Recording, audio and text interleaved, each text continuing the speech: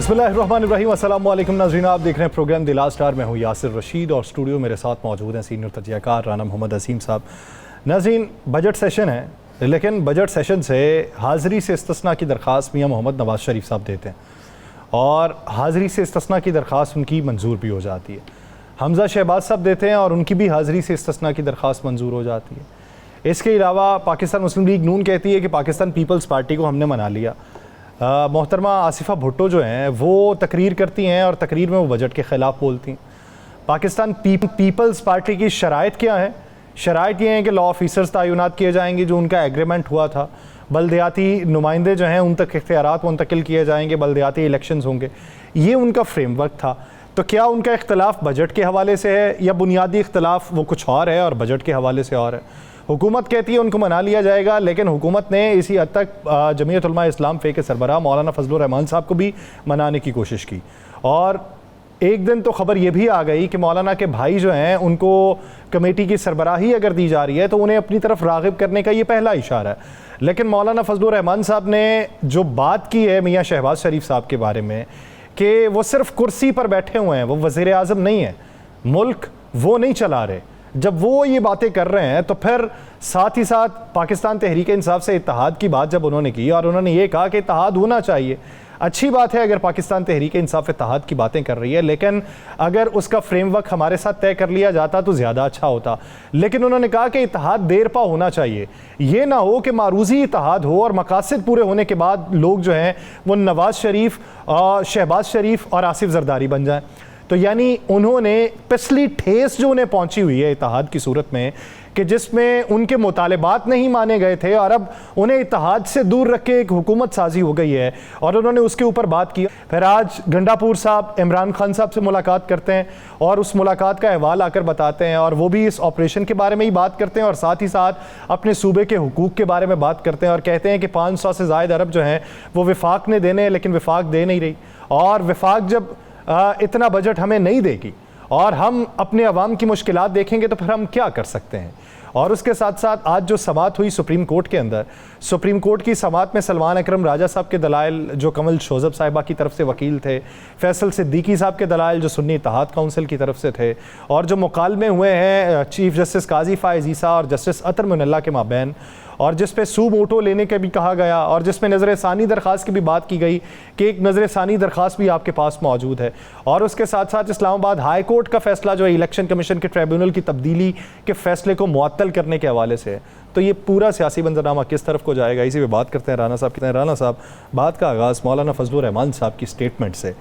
क्या समझते हैं कि मौलाना की स्टेटमेंट जो है, जो उन्होंने तहफ़्फ़ुज़ात का इजहार किया मुल्की मामलात के ऊपर और बाकायदा तौर पर टारगेट किया शहबाज शरीफ साहब को कि वो तो वज़ीर आज़म ही नहीं है, तो ये किस तरफ को हालात जा रहे हैं? बिस्मिल्लाहिर्रहमानिर्रहीम, अस्सलातु वस्सलामु अलैका या सय्यदी या रसूल अल्लाह, अस्सलातु वस्सलामु अलैका या सय्यदी या हबीब अल्लाह।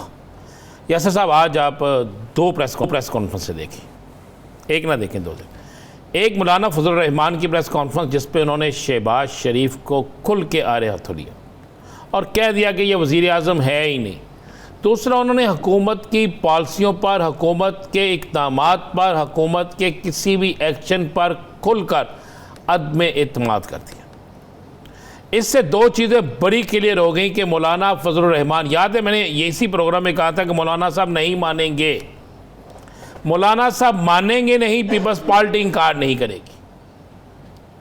मौलाना साहब राज़ी नहीं होंगे, पीपल्स पार्टी नाराज़ नहीं होगी। वो भी मैं आपको बताऊँगा किस तरह। बात यह है कि मौलाना साहब जो है वो एक बहुत सी चीज़ें तय कर चुके हैं और मौलाना साहब की बहुत सी चीज़ें तहरीक के इंसाफ के साथ तय हो चुकी हैं और उन तय हुई चीज़ों के बाद एक बात आप ज़हन नशीन कर लें, लिख के रख लें कागज़ पर कि मौलाना साहब अगले महीने से ऐसे ऐसे फायर करेंगे, ऐसी ऐसी चीज़ें सामने लाएंगे, ऐसे ऐसे एहतजाज के हवाले से प्लानिंग हर चीज़ करेंगे। ये सिर्फ मुहर्रम है ना, मुहर्रम 10 मुहर्रम गुजरने दें, आप उसके बाद देखिएगा कि कौन सी चीज़ किस तरफ जाती। बहुत सी चीज़ें मुहर्रम के एहतराम में, 10 मुहर्रम के एहतराम में ज़रा सरगर्मियाँ सुस्त तो नहीं होंगी, लेकिन यह है कि कोई बहुत बड़ा सियासी धमाका जो है ना अवामी तौर पर सतह पे वो नहीं होगा। एक तो मौलाना साहब का सेन में रख लें कि मौलाना साहब राज़ी नहीं है। मौलाना साहब की आज प्रेस कॉन्फ्रेंस में उनके साथ जो बैठे थे वो हुकूमती इत्तेहादी थे ना मालिक साहब जी। तो दूसरी तरफ एक और प्रेस कॉन्फ्रेंस हुई जो उन्होंने की कुंडी साहब ने, उनके साथ ANP बैठी थी। ANP ने भी ऑपरेशन पर अदम एतमाद का इजहार किया मौलाना के साथ। नहीं सर जी, क्या हो गया आपको?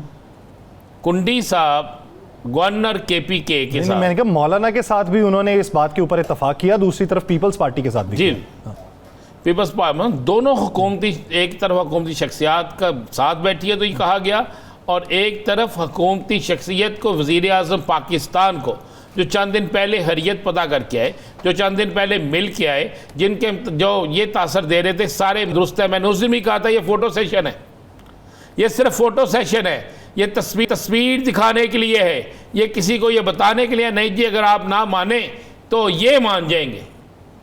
तो मौलाना साहब तो नहीं मान रहे। मौलाना साहब और तहरीक इंसाफ में बहुत से मामला फाइनल हो चुके हैं और बहुत से मामला फाइनल होने वाले हैं। वो जुमेरात के रोज़, मैं आपको दिन भी बता रहा हूँ, वो जुमेरात के रोज़ चीज़ें फाइनल हो जाएगी। नंबर 1। नंबर 2, अब बात यहाँ पर पाकिस्तान, आपने बड़ी बात की मियाँ नवाज शरीफ साहब की छुट्टी मंजूर हो गई। वो छुट्टी तो उनकी उस दिन से मंजूर है, बल्कि वो छुट्टी ना भी देते तो छुट्टी होगी हुई थी।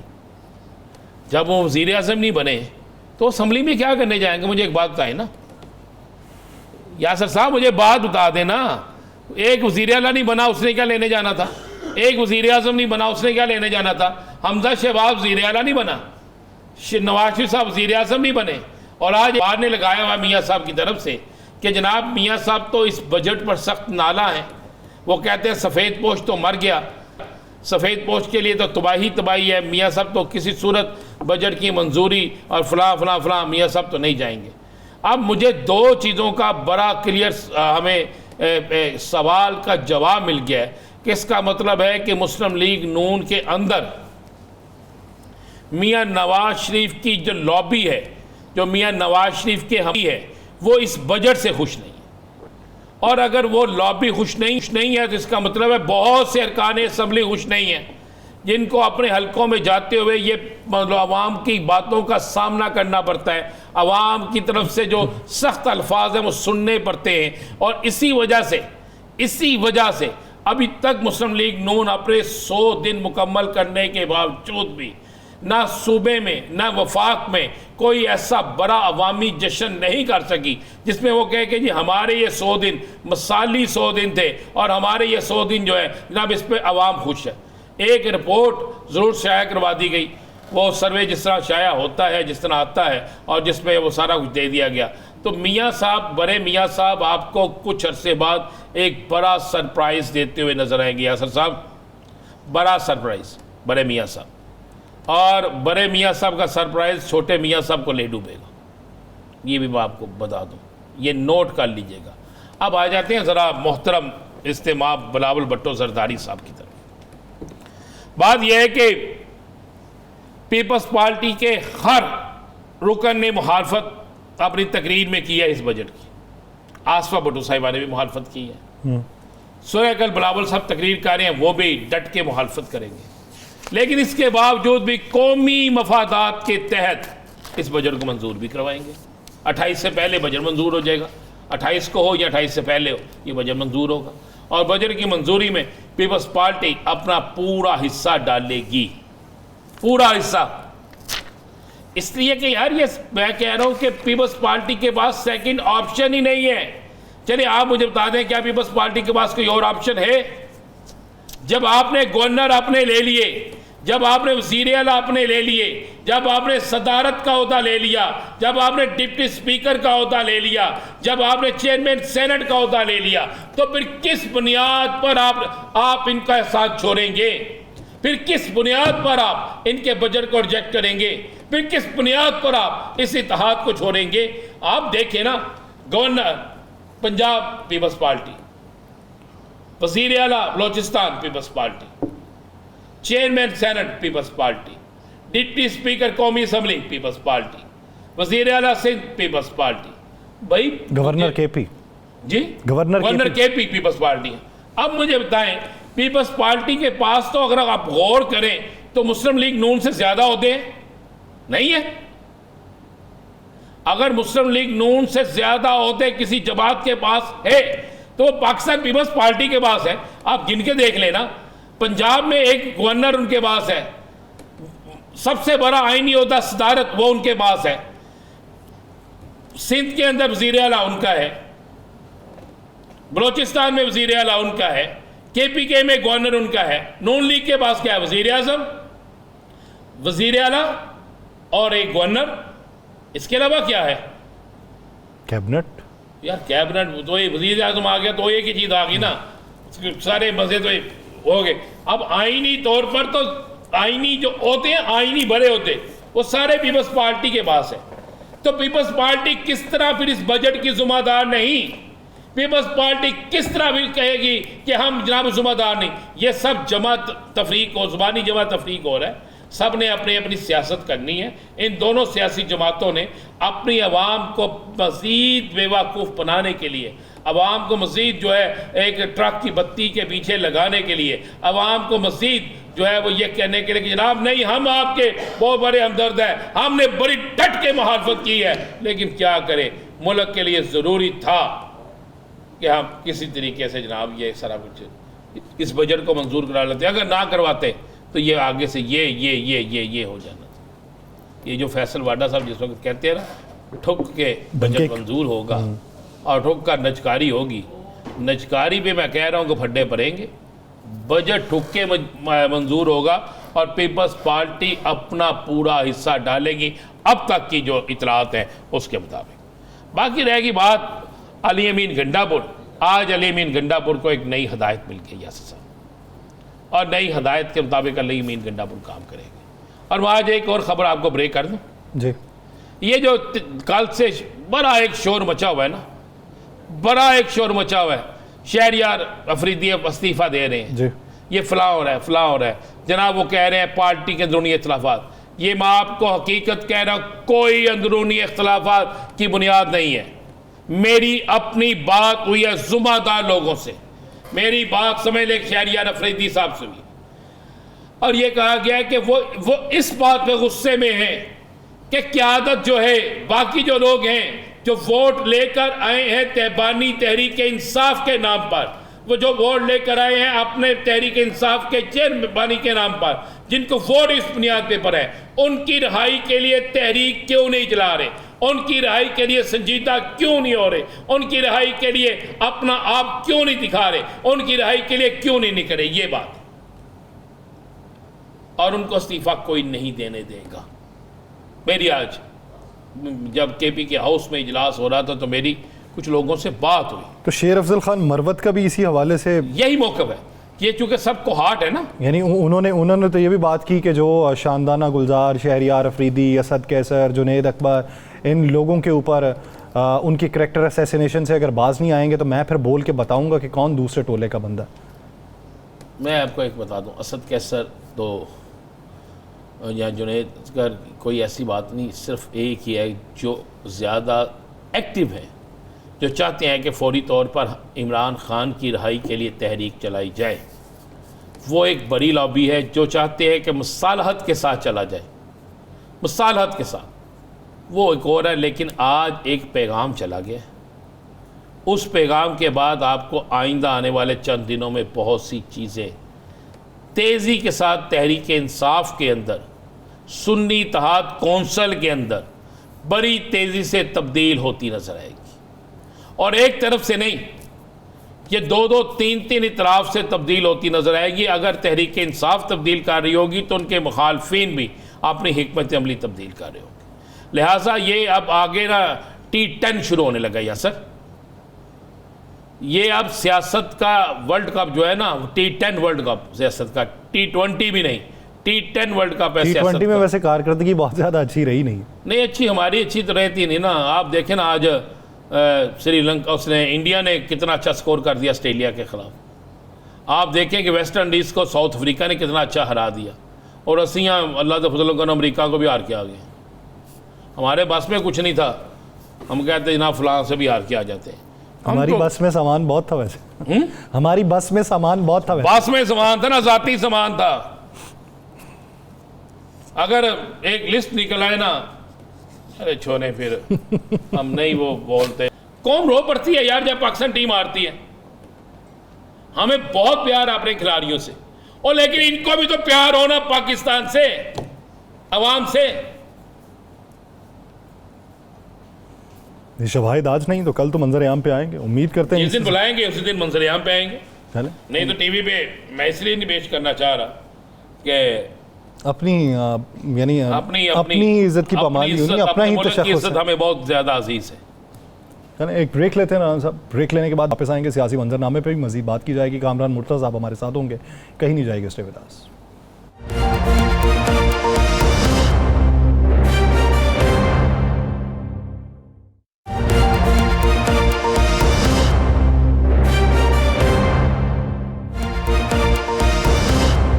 ब्रेक के बाद खुशामदीद नाज़रीन। मौलाना फजलुर रहमान साहब को अपनी तरफ बुलाने के लिए उनसे मुलाकात भी की गई। ये भी कहा गया, जिस तरह बकौल पाकिस्तान पीपल्स पार्टी के रहनुमा यूसुफ रज़ा गिलानी साहब, जो इस वक्त एक बड़े आईनी ओहदे के ऊपर भी मौजूद हैं, उनकी तरफ से भी ये बात की गई कि मौलाना साहब जो हैं वो हुकूमती बेंचेस का ही आप हिस्सा समझें, वो PTI के साथ नहीं जाएंगे। तो आज जब मौलाना ने PTI से इत्तेहाद के बारे में बात की है, जिसमें उन्होंने ये भी कहा कि अगर बातचीत ज़्यादा कर ली जाती और बैठ के हिकमत अमली तय कर ली जाती तो हो सकता है उसके निकात मुख्तलिफ होते हैं, लेकिन जो इत्तेहाद है वो मारूज़ी नहीं होना चाहिए, वो मुस्तकबिल के ऊपर भी मुहित होना चाहिए, और वो मकासद के तहत नहीं होना चाहिए कि मकासद पूरे हो जाएँ तो फिर निकल लें। तो जो उन्होंने बातें की हैं वो बातें किस तनाजुर में हैं, और आने वाले दिनों के अंदर अगर ये अपोजिशन का इत्तेहाद बनता है तो इसके मकासद क्या होंगे और कितने देर पाओगे, इसी पे बात करते हैं। हमें ज्वाइन किया है सेनेटर कामरान मुर्तज़ा साहब ने। कामरान साहब बहुत शुक्रिया आपके वक्त का। कामरान साहब, जिस तरीके से मौलाना ने ये कह दिया सीधा कि शहबाज शरीफ साहब तो सिर्फ कुर्सी पे बैठने के लिए हैं, वो वज़ीर आज़म थोड़ी हैं, फ़ैसले तो कोई और कर रहा है। और फिर उन्होंने ये कहा कि पार्लियामेंट में कुछ लोग हैं, जब वो बैठे होंगे तो फ़ैसले कौन करेगा। फिर उन्होंने ये भी कहा कि सबको अपने हुदूद के अंदर रहना चाहिए। तो ये तलखी जो बढ़ती चली जा रही है, ये अपोजिशन के इत्तेहाद की तरफ माइल होने के लिए है, या फिर इंतज़ार किया जा रहा है कि हुकूमत की तरफ से फिर कोई पेशकश आए? देखिए, अगर पेशकश के इंतज़ार में अगर हम होते तो प्राइम मिनिस्टर खुद आ गए, नकवी साहब भी आ गए, 2 दफ़ा आ गए बल्कि नकवी साहब, शहबाज साहब का भी 1 दफ़ा फ़ोन आ गया, 1 दफ़ा वो खुद आ गए। तो कमेटी बनाने की भी वो तजवीज़ उनके पार्ट पे आ गई थी, सब कुछ था। तो ये इस बात का इंतज़ार यकीनन नहीं किया जा रहा कि वो तशरीफ़ लाएंगे।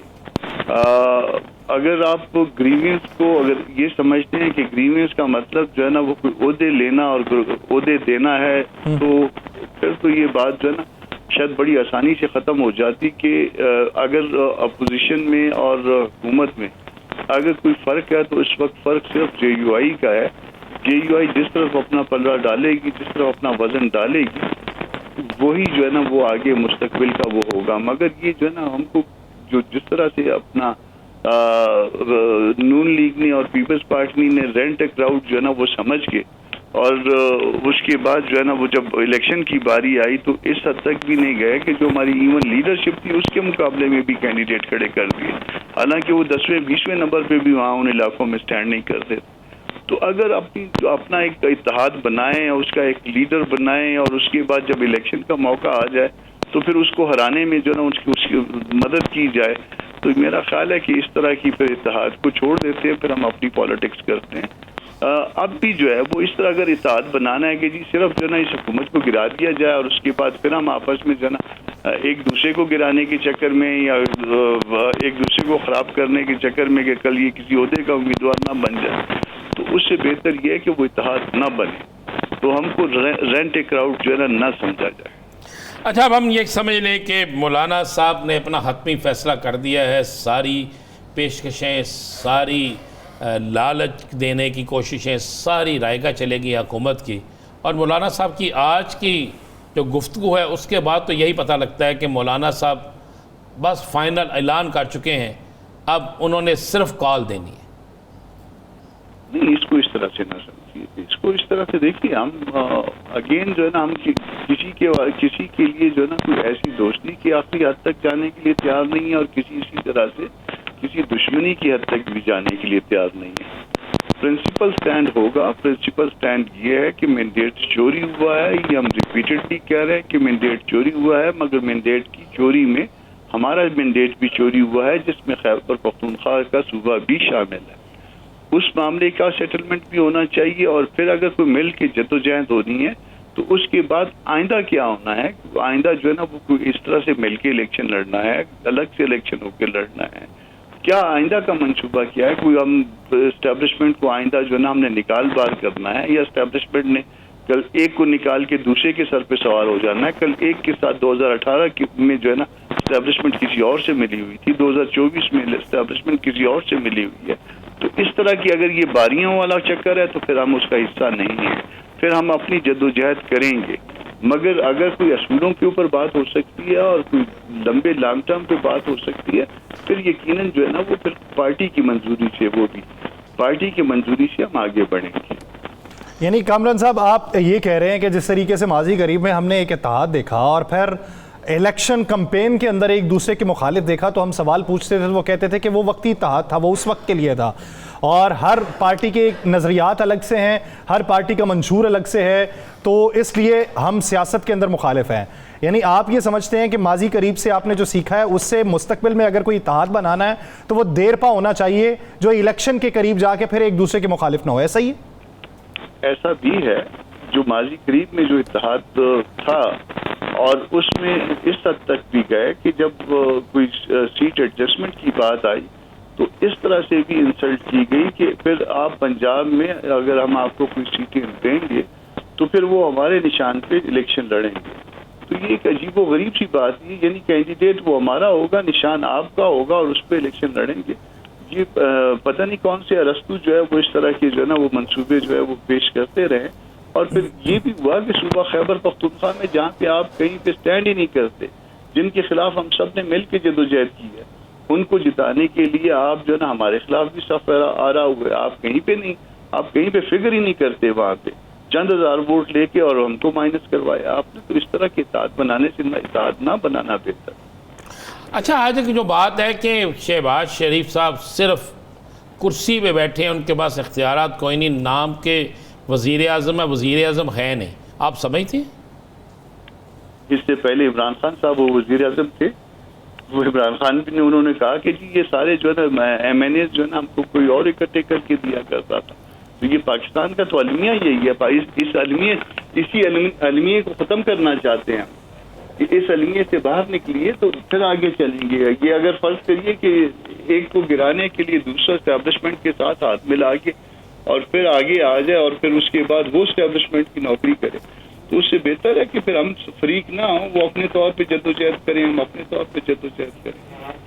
अच्छा कामरान साहब, एक चीज़ बताइएगा, आप उस सेटअप का हिस्सा रहे हैं जिस सेटअप के बारे में मोहम्मद ज़ुबैर साहब, जो साबिक लीगी रहनुमा हैं, जो अब पाकिस्तान मुस्लिम लीग नून से अपनी राहें जुदा कर चुके हैं, वो ये कहते हैं कि उस वक्त की इस्टेब्लिशमेंट यानी बाजवा साहब के साथ मिल के ये हुकूमत गिराई गई पाकिस्तान तहरीक इंसाफ की, और तब ये हुकूमत मार्ज़ वजूद में आई, जिसमें वो ये भी कहते हैं कि रवाबित भी हुए और मुलाकातों तक का इंकशाफ किया, जिस पे आज मलिक अहमद खान साहब ने कहा कि अगर आप वो मुलाकातों का सही हवाल नहीं बताएंगे तो फिर आपको कानूनी चाराजोई का सामना करना पड़ेगा। तो उनके इस क्लेम के ऊपर कि जिसमें हिस्सादार आप भी थे, आपकी राय क्या? देखिए, हम उस इत्तेहाद पे तो शरीक थे, मगर इस बाकी चीज़ों के हम शरीक नहीं थे। तो ये अब घर का बेदी अगर लंका ढहा रहा है तो वो दुरुस्त कह रहे होंगे, या गलत अगर कह रहे हैं तो वो उनको सू करें। मगर ये बात हमारे इल्म में नहीं थी, या कम अज़ कम मेरे इल्म में नहीं है कि इस की कोई मुलाकातें हुई थी। वैसे भी मेरा जो ना वो स्टेटस ऐसा नहीं है कि मुझे इस तरह की बातें जो ना मेरे इल्म में लाई जाएं। तो ये कम अज़ कम हम इस बात को नहीं जानते थे। मेरा ख्याल है हमारी पार्टी में भी कोई ऐसी बात को नहीं जानता था। तो अब उनकी अपनी पार्टी के लोग अगर कुछ कह रहे हैं, अगर वो साबका पार्टी के हैं, तो यकीनन उसको वेट देना चाहिए, और अगर वो गलत कह रहे हैं तो उसको सू करना चाहिए। अच्छा कामरान साहब, ये तो बता दें, मियां नवाज शरीफ साहब छुट्टी ले लिया उन्होंने पार्लियामेंट से, और उनकी छुट्टी तहरीर तौर पर मंजूर भी हो गई है। हमजा शहबाज साहब ने भी छुट्टी ले ली है, उनको भी मंजूर हो गई है। अच्छा कामरान साहब, एक और बात, बाजवा साहब को जो एक्सटेंशन दी गई उस ज़मन के अंदर मोहम्मद ज़ुबैर साहब ने ये कहा कि जो अच्छा, एक चीज बता दूं आपको, उस गुनाह में कम से कम हम शरीक नहीं थे, ये तो मानते हैं ना। मैं इसी जुमले के ऊपर आ रहा हूँ कि मरियम हमने शिरकत नहीं की है। वो मरियम नवाज साहिबा ने भी यही जुमला अदा किया था कि उस गुनाह में मैं शरीक नहीं हूँ। तो कहते मोहम्मद ज़ुबैर साहब कहते हैं कि जब उन्होंने गुनाह का लफ्ज़ इस्तेमाल किया तो मेरे लिए मुश्किल हो चुका था कि मैं इसको हैंडल कैसे करूं। तो मैंने फिर पहुंचाई बात कि मियां नवाज शरीफ साहब और मियां शहबाज शरीफ साहब लूप में थे, तो मुझे ये कहा गया कि अब इसको हैंडल करें, तो मुझसे वो चीज़ हैंडल नहीं हो रही थी। तो क्या ये लोग उस पर शामिल थे? ये सब शामिल थे उसमें, बल्कि शायद इसमें जो है ना मुझे कुछ याद पड़ता है कि कुछ जो कुछ वो कोई लेजिस्लेशन होनी थी, मुझे भी कहीं पे कहा गया था कि आप आए, मगर उसके बाद जो हजरात तशरीफ लाए तो उन्होंने कहा कि ऐसा करना है तो करें, नहीं करना है तो ना करें, फिर एक एक करके सब खिसकने लग गए वहाँ से। अच्छा, आप क्या समझते हैं आने वाले दिनों में बड़े मियाँ साहब भी खामोश बैठे हैं, असम्बली के अंदर जो कुछ चल रहा है, पीपल्स पार्टी की जो ये लड़ाई चल रही है, लड़ाई में इस वाले से कह देना नूरा कुश्ती, ये जो नूरा कुश्ती है पीपल्स पार्टी की, ये आखिर तक रहेगी या कुछ अरसा रहेगी, या पीपल्स पार्टी वजारतें लेकर इस नूरा कुश्ती को खत्म कर देगी? देखिए, फिलहाल तो वो जूस निकालना है, उन्होंने जो ना जितने दस्तूरी होते हैं उसका सबका जूस निकाल लिया। बिल्कुल ठीक है ना जी, वो सारा जूस निकाल लिया। अब उनका ख्याल ये है कि वो जो है ना वो कहीं पे जहाँ पे जो है ना वो ये मैरिज ऑफ कन्वीनियंस को जो है ना वो ख़त्म करना होगा, आसानी से ख़त्म कर लेंगे, मगर वो जो चलाक कौवा होता है वो कहाँ पे बैठता है जाके, ये फिर सबको पता है। नहीं, तो आप क्या समझते हैं कि एक तरफ जिस तरीके से पीपल्स पार्टी ये भी कह रही है, अनुशे रहमान कहती हैं कि क्या कबर पर भी टैक्स लगाया गया है, दूसरी तरफ फारूक एच नाइक साहब कहते हैं वो दिन दूर नहीं है जब ये कबर पर भी टैक्स लगा देंगे, आसिफा भुट्टो साहिबा ने भी कह दिया कि ये अवाम दोस्त बजट है। क्या तो ये बातें सिर्फ पार्लियामेंट की हद तक रहेंगी या फिर ज़ाती इनाद में भी सामने आएंगी?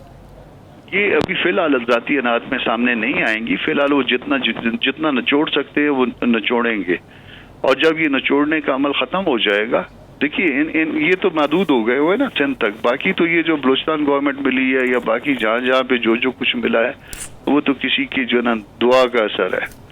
तो वो दुआ किसकी है वो भी बता दें। दुआ का असर है या दवा का असर है, पता है आपको भी पता है, ऐसे खामखा मुझे जन्म मैं कमज़ोर आदमी खराब हो जाऊँ। तो वो जिस दिन जो है ना वो मामला जब उन्होंने स्विच करना था तो वो स्विच करके जो है वो फिर अपना जो है ना वो प्रॉमिस तक चले जाएंगे, उसमें कोई उनके लिए वो नहीं है, क्योंकि ओरिजिनल बेस उनका वो एक ही प्रॉमिस है, बाकी जो है ना वो एक्स्ट्रा जो है वो बोनस है। अच्छा कामरान मुर्तज़ा साहब, चूँकि हम लाहौर में बैठे हैं हमें पता नहीं चलता, आपको तो इस्लामाबाद में आना जाना लगा रहता है, आपका इस्लामाबाद जाते रहते हैं, आप हल्का अखबाब में बैठते हैं। एक लियाकत चट्टा साहब थे जिनके इंकशाफात आए थे, जिन्होंने बड़े बड़े लोगों पर इल्ज़ाम लगाए थे, ना उन पर तौहीन अदालत लगी, ना उनके ख़िलाफ़ कोई FIR दर्ज हुई, ना उनका कोई पता लग रहा है, ये हैं लियाकत चट्टा साहब? लियाकत चट्टा साहब हैं, मैंने एक चंद दिन पहले पढ़ा था, फिर कुछ उनके बारे में कुछ आना शुरू हुआ था, तो वो उसके बाद फिर दब गया, तो वो जब उनको इस्तेमाल करना होगा फिर इस्तेमाल कर लेंगे ना, वक्त ज़रूरत जो ना जो कोई बीमारी आती है तो फिर उसके मुताबिक दवाई दी जाती है। यानी हम ये कह सकते हैं कि वो इलेक्शन का कोरोना है। वो किसी बीमारी के जो है ना वो इलाज होंगे, किसी के खिलाफ, वो किसी के खिलाफ किसी बीमारी का इलाज, यानी वो तरियाक हैं। तरियाक है, तरियाक पता किसको कहते हैं? अफीम को कहते हैं। ये हमें आज पता चला है। अच्छा एक बात और आपको बता दूं, ये तरियाक जो है चूंकि हम अफगानिस्तान से बॉर्डर पे हैं तो हमें पता होता है ना ये तरियाक किसको कहते हैं। तो ये आपको ये पता है कि ये कोरोना जो है, कोरोना का नाम आपने लिया था, कोरोना जो है सबसे कम किस मुल्क में हुआ था, मतलब किस मुल्क को जिसने इफेक्ट नहीं किया था, वो अफगानिस्तान था, और उसका ताल्लुक कहीं ना कहीं पे तरियाक से बनता है। हम तो जहर का इलाज जहर से ढूंढने को तरियाक कहते हैं, ये वैसे आज आपने नई तरह बताई है। अच्छा एक सर कामरान साहब, मुस्तफ़ा कमाल साहब ने एक बात की, उन्होंने कहा जी नवाज शरीफ साहब, आसिफ जरदारी साहब और मौलाना फजलुर रहमान साहब वो अपनी जेबों से 1000 अरब दें। चले मियाँ साहब और जरदारी साहब का तो मानने में आता है, मौलाना साहब के पास हैं इतने पैसे? मुझे तो कम से कम पता नहीं है, तो अगर उनको पता है तो वो ऐसे कर ले कि वो हमारी तरफ से जो है ना उसको वो उसमें डाल दें, अगर उनके इलम में तो वो किसी ने कहा था, वो मेरे बारे में किसी ने किसी वक्त इल्ज़ाम लगा दिया कि जी मेरे लंदन में जो है 2 फ्लैट हैं। मैंने कहा कि यार ऐसे कर लो, ऐसे करते हैं कि एक तुम्हारा हो गया, एक मेरा हो गया, मुझे निशानदेही कर दो सिर्फ। मौलाना साहब, इस मुल्क में क्या इस मौजूदा दौर में सियासत में शास्तगी आएगी? यहाँ ये टेन्योर पूरा होता नजर आता है आपको? तो टेन्योर पूरा नहीं कर सकते। ये जो कानून का एहतराम होता है ना, ये दिल के अंदर होता है, आप जबरदस्ती नहीं करा सकते। आप मुझसे ये नहीं कह सकते कि आपने नमाज नहीं पढ़ी तो फिर आपके साथ जो ना हम ये कर लेंगे। नमाज मुझे मेरे अंदर से किसी चीज़ ने कहना है कि नमाज पढ़नी है। अगर कोई ये नहीं कह सकता कि आपने रोज़ा नहीं रखा तो फिर जो ना ये ऐसा हो जाएगा, वो मुझे किसी ने अंदर से कहना है, मेरे अंदर से, कि जी ये काम आपने करना है। तो कानून का एहतराम भी किसी ने अंदर से जो ना कहना है। बाकी इस तरह से इम्प्लीमेंट अगर करवाना है जोर ज़बरदस्ती से, तो उसके फिर रास्ते लोग निकाल लेते हैं। वो देखें ना, कई दिन लोग बहस करते रहते हैं उस पर, ये इसका मतलब ये है, इसका मतलब ये नहीं है। तो जिनको मतलब सबको पता होता है, मगर उसका एहतराम आपके अंदर होता है। और यही एहतराम जो है ना ये डेवलप हो गया है, जहाँ पे ये डेवलप कंट्रीज हैं उनके अंदर जो ना, उनके आम सिटीजन के अंदर जो ना ये बात आ गई है, इसलिए वो सीधे रास्ते पे चलते हैं। यानी अमलदारी जो है वो जबरदस्ती नहीं करवाई जा सकती, वो अंदर से आवाज आएगी। मुश्किल होता है ना, आप बेईमानी कहीं ना कहीं पे कर जाएंगे ना, कहीं ना कहीं पे जब आपको मौका मिलेगा, जब आपको देखेंगे कि जी सिग्नल पे जो है ना इधर कोई पुलिस वाला नजर नहीं आ रहा, रात का टाइम है, आप सिग्नल तोड़ जाएंगे, तो आपके अंदर जो है ना वो जो है एक एहतराम कानून का मौजूद होना चाहिए। आपके अंदर कानून का एहतराम मौजूद होना चाहिए। बहुत शुक्रिया कामरान मुर्तज़ा साहब, इस हवाले से अपना वक्त दें। दीगर इश्यूज़ पे बात करेंगे एक शॉर्ट ब्रेक के बाद। कहीं जाएगा, स्टे विद अस।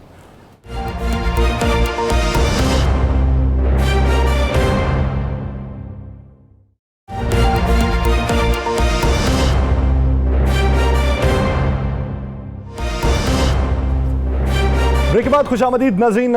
इलेक्शन के नताइज पे इबहाम, एतराज़ात, दरखास्तें और फिर एक जगह पे ट्रिब्यूनल का तब्दील हो जाना, इलेक्शन कमीशन का उसके ऊपर एक नए ट्रिब्यूनल को तश्कील देना और उसके ऊपर फिर एतराज़ात का उठ के वापस इस्लामाबाद हाई कोर्ट में जाना, और आज इस्लामाबाद हाई कोर्ट की तरफ से नए ट्रिब्यूनल को मुअत्तल करके पुराने ही ट्रिब्यूनल को बहाल कर देना, ये जो फैसला है ये दीगर केसेस के ऊपर किस हद तक असरअंदाज होगा?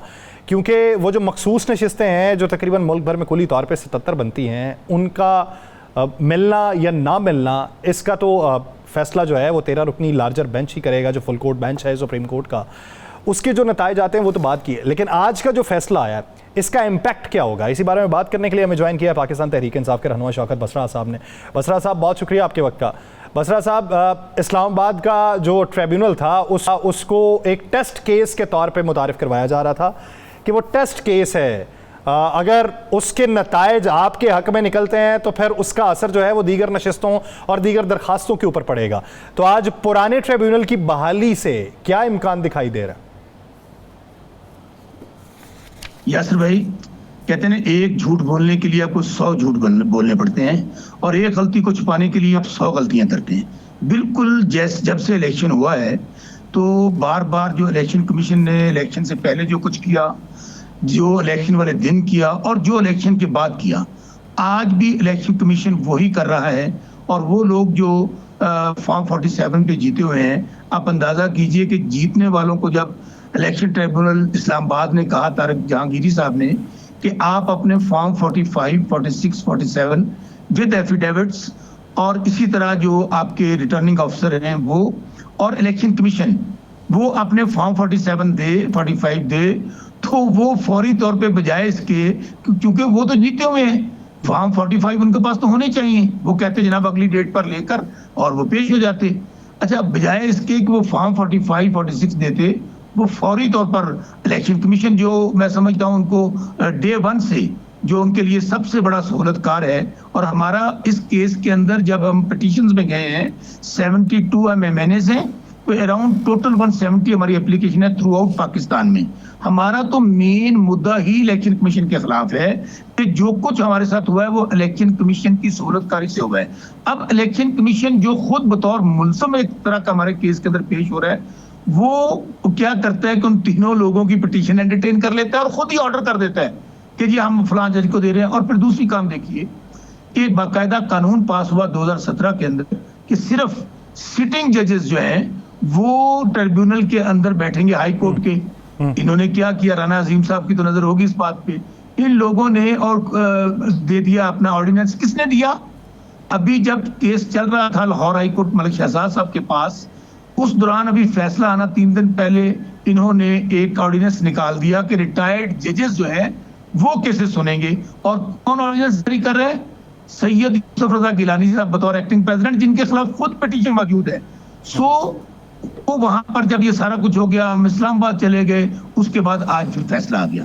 मैं आपको यासर भाई एक बात बता दूं, इन्होंने अब भी चीफ जस्टिस हाई कोर्ट के ऑर्डर के अगेंस्ट इलेक्शन ट्रिब्यूनल वाला मामला है वो सुप्रीम कोर्ट में आ गया, और हम सब लोग 170 लोग पेश हुए थे आज से 5 दिन पहले। एक तो हमने कुरान पाक पे वहां कोर्ट में हल्फ दिया, सुप्रीम कोर्ट में काजी साहब के बाहर आके जहाँ मीडिया लगा है कि हम सब अल्लाह ताला को हाजिर नाजिर जानकर कहते हैं कि 8 फरवरी को लोगों ने इमरान खान को वोट दिया और उनके ये सिपाही जीते हुए हैं।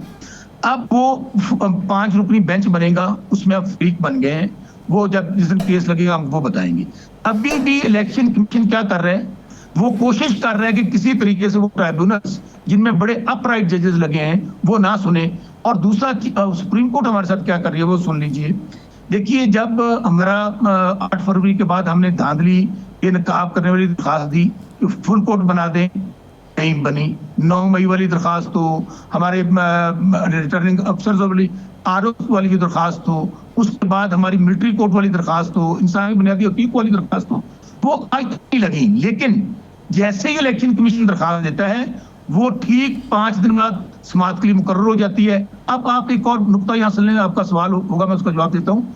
हमारी धांधली बेनकाब करने वाली दरखास्त 8 फरवरी के बाद हमारे खिलाफ जो होता है फौरी तौर पे बल्ला छीनने वाली दरखास्त हो, आरोज वाली दरखास्त हो, हमारे खिलाफ वो ना सिर्फ फौरी समाअत के लिए लग जाती हैं, सुप्रीम कोर्ट से फैसला भी हमारे खिलाफ आ जाता है, जो आज भी हम समझते हैं आईनी और गैर आईनी और गैर कानूनी था। बल्ला छीनने की वजह से जो कुछ अब कॉम्प्लिकेशंस हो रही हैं, ये रिजर्व सीट वाली बात कर ले, जो धांधली हुई अभी सुन्नी इत्तेहाद काउंसिल। एक बात मैं क्लैरिटी से बता रहा हूं आपको कि अगर इन ट्राइब्यूनल्स को काम करने दिया गया जो 7 जजेस हाई कोर्ट के लगे हैं, 2 महीने के बाद ये जो जालसाजी वाली हुकूमत है पंजाब के अंदर और मरकज के अंदर, ये हुकूमतें खत्म हो जाएंगी, क्योंकि हमें 2/3 मेजॉरिटी शौकत बसरा साहब, आज आपने महसूस नशिस्तों के हवाले से हेयरिंग सुनी सारी। मैं सलमान अकरम राजा साहब को सुन रहा था कहीं, तो वो कह रहे थे जी हमें यकीन रखना चाहिए, लेकिन हम मायूस हैं। हम मायूस होने के बावजूद भी यकीन रखते हैं कि कभी ना कभी इंसाफ होगा। आपको इस केस में क्या नजर आ रहा है? सर, बहुत ही आपका सवाल है। पहली बात तो ये मायूसी कुफर है, अल्लाह हक है, अल्लाह सच का है, जुल्म और जबर की सारा जरूर खत्म होगी। जो सलमान अकरम राजा साहब ने बात कही, वो हम जो कुछ हमारे साथ 9 मई के बाद से होता हुआ चला आ रहा है, और खास तौर पे जो कुछ हमारे साथ इलेक्शन कमीशन ने बतौर खास, आप ये देखिए कि उसके बाद हमारी नजरसानी की अपील बल्ले वाले केस की काजी साहब के पास पड़ी है, जिसको आज अतर मिनल्ला साहब ने प्रोसीडिंग के दरमियान कहा कि जो 8 फरवरी की हमने दरखास्त दी है फुल कोर्ट के हवाले से धांधली वाली, और दूसरी जो बल्ले की नजरसानी वाली, उसको भी क्लब कर दिया जाए इस केस के साथ। वो अगर कल क्लब हो जाती हैं तो आप देखेंगे कि सिनेरियो बिल्कुल चेंज हो जाएगा। अगर काजी फाइज ईसा साहब उनको क्लब नहीं करते, हमें तो पहले ही, ये तो बिल्कुल ऐसे है कि आज जस्टिस चीफ जस्टिस काजी फाइज साहब ने दौरान समाअत कहा हम यहाँ इलेक्शन कमीशन की गलती करने के लिए नहीं बैठे हुए, तो क्या जरूरत थी इलेक्शन कमीशन की हमारे साथ इतना बड़ा जुल्म करता, क्योंकि ये कौम की अमानत है। इमरान खान को वोट कौम ने इमरान खान को दिया, उनके सिपाहियों के हवाले किया, तो हमने तो कॉन्टेस्ट करना है। लेकिन जो आपका सवाल है राना साहब, बिल्कुल जो कुछ हमारे साथ तमाम अभी तक होता आ रहा है, हमें लग रहा है कि हमें इंसाफ की तवक्को इसलिए नहीं है कि आप ये देखिए कि हमारे एक एक बंदे के खिलाफ 60 मुकदमे दर्ज है। अभी मैं आपको मिसाल दे देता हूँ, हर चीज वो टेकअप कर रहे हैं। एक मुकदमे में बेल होती है, 50 मुकदमों में बेल होती है, फिर अगले मुकदमे में गिरफ्तारी डाल दी जाती है। मैं खान साहब के केस को आप ले लीजिए कि 70 साल की उम्र में कोई मुकदमा दर्ज नहीं होता, फिर खान साहब को दहशतगर्द, गद्दार, करप्ट, उसके साथ बदकिस्मती देखिए, शायद इस्लाम की हिस्ट्री में कोई ऐसा केस नहीं होगा कि उनको शादी के जुर्म में पाकिस्तान का जो वजीर आजम है वो जेल में बैठे हुए हैं, फिर उनके ऊपर 200 मुकदमा और गद्दारी का और दहशतगर्दी का दर्ज कर दिया जाता है। अब जब तमाम केसेस में बेल हो गई है, दोबारा से वो नए अपने काम अपने शुरू कर दिए हैं।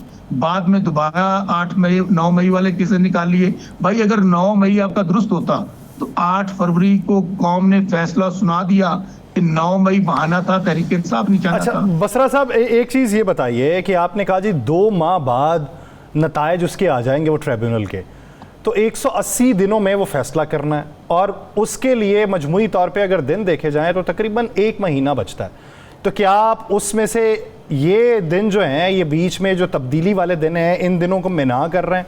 कानूनी एतबार से क्या है राय, क्योंकि आप कानूनदान में। ये दूसरी बात ये कि हम तो ये सुन रहे थे कि उसका फैसला तो उन्हीं दिनों में होने वाला था जिन दिनों में वो तब्दीली हुई, तो फिर अभी आप लंबा अरसा क्यों देख रहे हैं? यासिर भाई, आपने दरिया को कूजे में बंद कर दिया। जब ट्रिब्यूनल बन जाते हैं तो 180 दिन के अंदर फैसला होना होता है। बदकिस्मती से क्या हुआ कि वो लोग जिनके खिलाफ हम कह रहे हैं कि ये लोग जालसाजी से जीते हैं, ये फॉर्म 45 में हार गए थे, 47 बनाकर जितवा दिया गया, वो लोग कभी इलेक्शन कमीशन पास चले गए, कभी अदालतों में पेश नहीं हो रहे, कभी अदालतों में जब वो जाता है कि जो हमें तो नोटिस नहीं मिले, सो ये डिले होगा। लेकिन आपका सवाल का मैं आपको बिल्कुल आपको जवाब टू द पॉइंट देता हूँ। आप फर्ज करें मेरी पेशी है 27 तारीख को, जैसे तारक जहांगीर साहब ने ऑर्डर किया है इस्लामाबाद में कि लाइन फॉर्म 45, ये मैं आज आपको बता रहा हूँ, ये नहीं पेश करेंगे फॉर्म 45, बिकॉज जब आपने फॉर्म 45 देने हैं साथ एफिडेविट देने हैं, नहीं पेश करेंगे, यही पे आ जाए। अगर नहीं पेश करेंगे तो अदालत के पास एक इख्तियार तो है ना फिर फैसला देने का। नहीं, वो तो तारिक महमूद जहांगीर साहब ने उस वक्त भी कहा था कि अगर आप नहीं लाएंगे तो मैं फैसला दे दूंगा। हाँ, यही बात मैं कहने, अब सुन ना जो सुन, मैं चूंकि सियासी आदमी हूँ, वकील भी हूँ, जब मैं अब ये नहीं लाएंगे तो जज साहब उस वक्त जजमेंट अनाउंस कर सकते हैं कि जी ये जानबूझकर डिले पैदा कर रहे हैं और इनको मैं डी नोटिफाई का ऑर्डर करता हूं या मैं री इलेक्शन का ऑर्डर करता हूं। दोनों चीजों में से कुछ भी हो सकता है। 27 तारीख को अब भावलपुर के ट्रिब्यूनल में मेरी पेशी, मैं बात बता रहा हूँ, मेरी डेट है। इजाजुल्लाह पहले पेश नहीं हुआ, मुल्तान में उसको 20,000 का जुर्माना हुआ। अब अगर 27 तारीख को जज साहब ऑर्डर कर देते हैं कि आप फलां तारीख तक पेश करें अपने फॉर्म 45, 46, 47, वो नहीं पेश करते तो वही रिजल्ट होगा जो मैं आपको बता रहा हूँ। या जज साहब उनको डिनोटिफाई करेंगे तो या री इलेक्शन अनाउंस कर देंगे और उनकी वो मेंबरशिप भी सस्पेंड कर सकते हैं फॉर द मीन वाइल। ये तो बिल्कुल है कि 1 महीने के अंदर तो फैसला नहीं होगा यासिर भाई और राना साहब, क्योंकि उनको इन्होंने फॉर्म 45 पेश नहीं कर रहे हैं। दूसरी बात सुने, जो रिटर्निंग जो हमारे प्रिजाइडिंग ऑफिसर थे वो टीचर्स हैं, वो किसी उनकी नौकरी का मसला है, छोटे छोटे बच्चे हैं, लोग वो क्यों गलत पेनल्टी देंगे वहां पर, वो कभी जमा नहीं करवाएंगे। इसी तरह रिटर्निंग अफसर जो डीओ अपना डीसी है या एसी है या तहसीलदार था जो अपने इन्होंने क्रूनीज लगाए हुए थे, वो नहीं देंगे। उसकी वजह जब वो भी जाहिर है वो झूठा बयान होगा तो वो नहीं होंगे तो फिर ये डिले टैक्टिक्स हैं, तो उसके बाद जज साहब फैसला करेंगे कि क्या होना है। वक्त खत्म हो चुका है। बहुत शुक्रिया शौकत बसरा साहब से अपना वक्त देने के लिए। नाज़रीन, मुलाकात आपसे कल होगी। अपना बहुत सा ख्याल रखिएगा। अल्लाह ने के बाद।